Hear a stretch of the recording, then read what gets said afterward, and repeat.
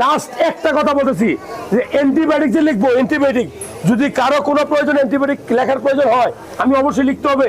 অ্যান্টিবায়োটিকের বৈশিষ্ট্য হলো 7 দিন লিখলে 7 দিনই খাবেন, 14 দিন লিখলে 14 দিনই খাবেন।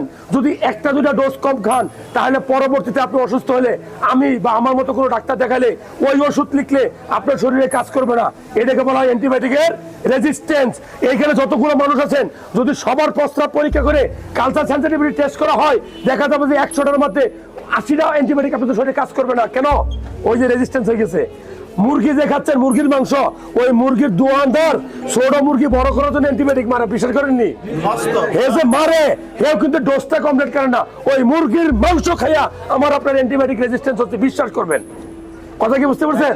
তো আপনাদেরকে যে ওষুধটা লিখবো দোহাই লাগে অ্যান্টিবায়োটিকের ডোজ কমপ্লিট করে খাবেন। আর অ্যান্টিবায়োটিক খাওয়ার সময় একটু বেশি করে পানি খাবেন, নাহলে কিন্তু মুখ চুখ শুকাই যাবো, পরে কিন্তু আরো বদনাম করবেন।